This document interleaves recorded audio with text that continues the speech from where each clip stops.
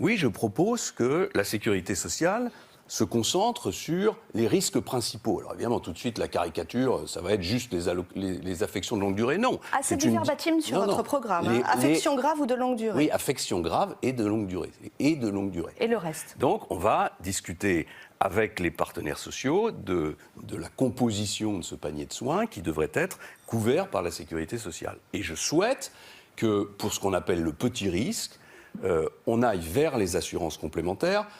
D'ailleurs, le mot d'assurance privée mériterait une discussion et un débat, car la plupart de ces assurances complémentaires sont en réalité des mutuelles, qui ne sont pas tout à fait privées.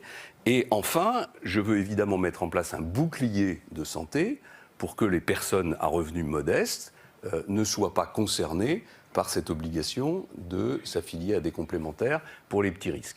Je pense que c'est une méthode qui est efficace pour permettre d'assurer le financement de notre politique de santé et qui est juste parce qu'au fond, les personnes qui ont des revenus un peu plus importants, eh bien, elles peuvent, quand on va à la pharmacie acheter quelques médicaments de confort, les payer directement. Je veux tout de suite arrêter cette polémique sur moins bien remboursé, ça ne sera pas le cas, c'est pas du tout ce que je propose. Ce que je veux, moi, c'est sauver la sécurité sociale, et je veux surtout que les personnes les plus modestes, les personnes âgées en particulier, ou les personnes aux revenus modestes, soient mieux remboursées qu'aujourd'hui. Et je voudrais faire remarquer à mieux remboursées par l'assurance maladie? Oui, enfin... ou par les mutuelles? Les deux, parce que déjà aujourd'hui, il y a des mutuelles qui prennent en charge un certain nombre de dépenses, et donc il faut simplement définir ce qu'on appelle le panier de soins. Mon objectif, c'est de sauver notre système de santé qui fut l'un des meilleurs au monde et doit le redevenir, écrit le candidat dans le Figaro, assurant que son programme ne consiste nullement à privatiser l'assurance maladie, mais à sauver son caractère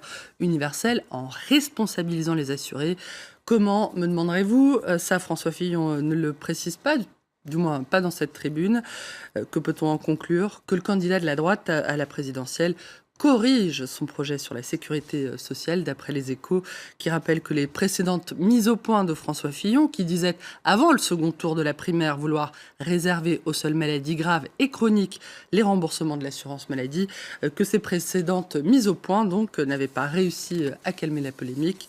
Le recul, c'est maintenant, ironise Libération, qui se demande si l'engagement de François Fillon d'adoucir donc sa réforme de la Sécu, qui fut pourtant l'un des arguments chocs de sa campagne pour la primaire, constitue le début des reniements.